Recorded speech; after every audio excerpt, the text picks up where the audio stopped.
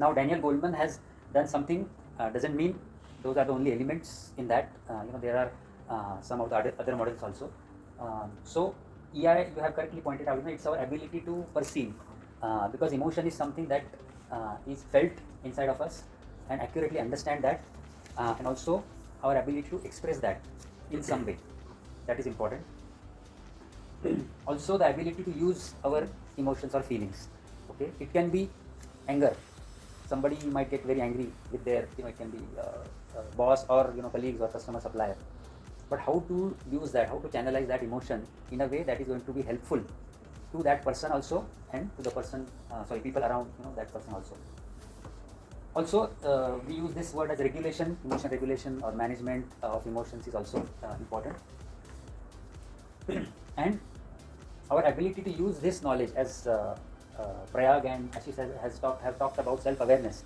So how do we use this knowledge of emotions that we have and other people have in either maintaining our relationships with other people or improving our relationships with them? And in any situation, ultimately we have given this space to make choices. Okay, whether we are in office or home, outside, wherever, in the car, two-wheeler, we all have a lot of options and choices to make. So how do we make those healthy choices that are going to be helpful to us and around us? And there is a different perspective also I want to give you from BhagwadGita. It says that the world around you is turbulent. Okay, so when the world around you is turbulent, you, as you engage with that turbulent world, okay, you also become turbulent. Okay, means I may have 10 people around me, talking, maybe it may be negative, it may be shouting, yelling, it can be anything. Okay, so our natural tendency may be to become turbulent, but it is our ability, with the speed, we come back to balance. Even if we are in that turbulent world right now, but it is our ability to recognize awareness and quickly manage and come out of that and become balanced in your own mind, so that you can objectively look at that situation outside. Yes, I am aware of that situation. I am aware of myself. I am aware of what is going on in my mind right now. And then, what is the best way? What is the next best logical choice I can execute, for this particular situation? So, can I go to the next slide? Okay, so we have talked about a couple of things. In your view, okay, now broaden your thinking. Okay, emotional intelligence, just imagine that it is not limited only to one particular model or what we talked about just now. Think about your office setting or home, family, when you interact with them. Okay, what else? There may be concepts, keywords or skills you think are important, necessary to help you to become more and more emotionally intelligent. When you are operating, in office, at home, what other thoughts or skills or concepts come to your mind? Anything else? Observation. Okay. Yes. Listening. Yeah. Correct. Anything else? When you say, empathy, to have more empathy, what do you need? What do you need to have? What skill do you need to have? Okay. So listening is a very important thing. Sorry. No, feelings. I'm asking what skill or what is it that is required to be more emotionally intelligent? Being compassionate. Okay. Yes. When you said feelings, what do you mean? What about feelings? Knowing, getting more clarity about feelings. Is that what you're saying? Okay. So yeah, that is about self-awareness. So to become more and more emotionally intelligent, definitely flexibility. Means, we may be working in an office today, our boss has told us, hey, do this today, and 5 minutes later he comes or she comes and say, oh, forget about that, this is the new thing. Or you may have a team member, who is all doing good work, but suddenly he refuses to do some work. So how do you adapt to that situation? We have to remain flexible in different situations when working with people, to adapt ourselves and understand maybe there are some changes that are happening outside. I need to adapt. So we need to be flexible. Resilience, you must have heard this word. Coping. Now this is also part of when we say managing emotions. Okay. So in any situation that is, we think, we believe, we perceive is something not right, something not good for me. Okay.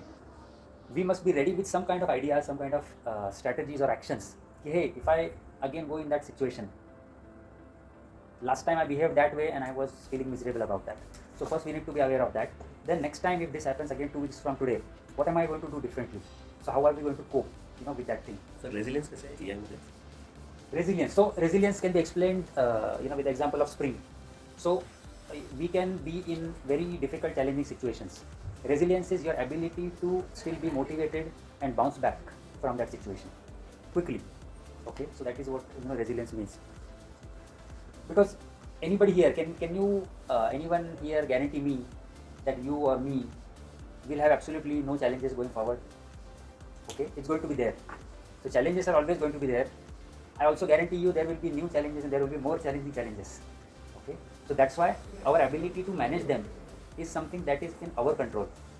The outside world can throw us different things at us. Okay, so that's why we need to be aware of that and manage ourselves better. Stress management also, part of, we can say, emotions management, patience. So I've given you a couple of keywords that are required. I think anything else that comes to your mind, any other skills, ideas? So sir, when we talk about empathy can be towards yourself also. Yes. Emotions, and can be for the other person also. Okay, yeah, I understand. I'll respond to you, but you go ahead. So is EI also a transaction between emotions? Transaction between emotions. So what do you mean transaction between emotions? So if someone is angry, Okay. I am pacifying that person, right? Yeah. So there are two various emotions going on. So the person is angry. Aggressive, and this is passive. Yeah, I'm you're trying to comfort. calm, comfort. Okay. So I'm transacting, or I'm passing my emotions to that person to calm down. Okay.